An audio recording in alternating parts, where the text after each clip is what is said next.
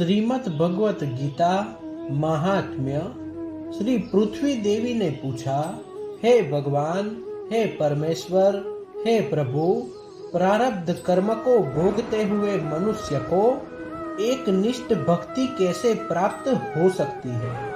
श्री विष्णु भगवान बोले, प्रारब्ध को भोगता हुआ जो मनुष्य सदा श्री गीता के अभ्यास से आसक्त हो, वही इस लोक में मुक्त और सुखी होता है तथा कर्म में लोपायमान नहीं होता। जिस प्रकार कमल के पत्ते को जल स्पर्श नहीं करता, उसी प्रकार जो मनुष्य श्री गीता का ध्यान करता है, उसे महापापादि पाप कभी स्पर्श नहीं करते।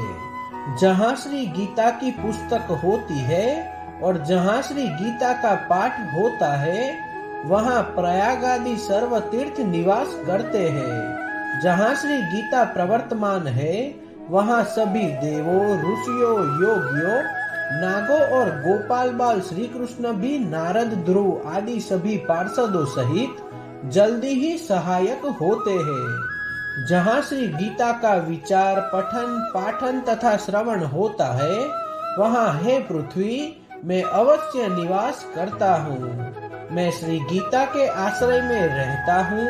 श्री गीता मेरा उत्तम घर है और श्री गीता के ज्ञान का आश्रय करके मैं तीनों लोकों का पालन करता हूँ। श्री गीता अति अवर्णीय पदों वाली, अविनाशी, अर्धमात्रा तथा अक्षर स्वरूप, नित्य ब्रह्म रूपिणी और परम श्रेष्ठ मेरी विद्या है, इसमें संदेह नहीं है।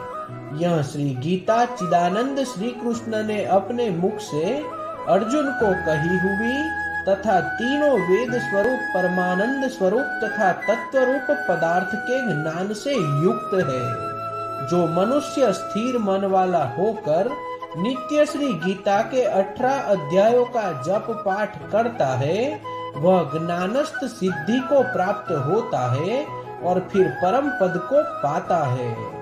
संपूर्ण पाठ करने में असमर्थ हो तो आधा पाठ करे तो भी गाय के दान से होने वाले पुण्य को प्राप्त करता है, इसमें संदेह नहीं है। तीसरे भाग का पाठ करे तो गंगा स्नान का फल प्राप्त करता है और छठवें भाग का पाठ करे तो सोम याग का फल पाता है। जो मनुष्य भक्ति युक्त होकर नित्य एक अध्याय का भी पाठ करता है, वह रुद्र लोक को प्राप्त होता है और वहाँ शिव जी का गण बनकर चिर काल तक निवास करता है।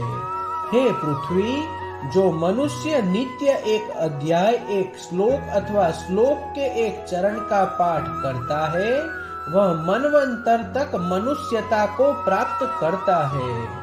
जो मनुष्य गीता के 10, 7, 5, 4, 3, 2, 1 या आधे श्लोक का पाठ करता है, वह अवश्य 10,000 वर्ष तक चंद्रलोक को प्राप्त होता है। गीता के पाठ में लगे हुए मनुष्य की अगर मृत्यु होती है, तो वह पुनः मनुष्य जन्म पाता है। गीता का पुनः अभ्यास करके उत्तम मुक्ति को पाता है। गीता ऐसे उच्चार के साथ जो मरता है, वह सद्गति को पाता है। गीता का अर्थ तत्पर सुनने में तत्पर बना हुआ मनुष्य महापापी हो तो भी वह वैकुंठ को प्राप्त होता है और विष्णु के साथ आनंद करता है। अनेक कर्म करके नित्य श्री गीता के अर्थ का जो विचार करता है, उसे जीवन मुक्त जानो। मृत्यु के बाद वह परम पद को पाता है।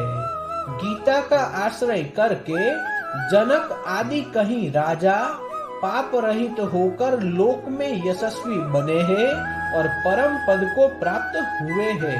श्री गीता का पाठ करके जो महात्मा का पाठ नहीं करता है, उसका पाठ निष्फल होता है और ऐसे पाठ को श्रम रूप कहा है। इस महात्म्य सहित श्री गीता का जो अभ्यास करता है, वह उसका फल पाता है और दुर्लभ गति को प्राप्त होता है।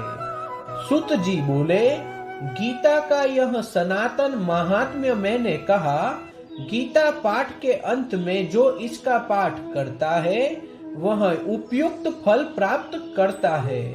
इति श्री वाहन पुराणे श्रीमद् भगवत गीता महात्म्य संपूर्ण।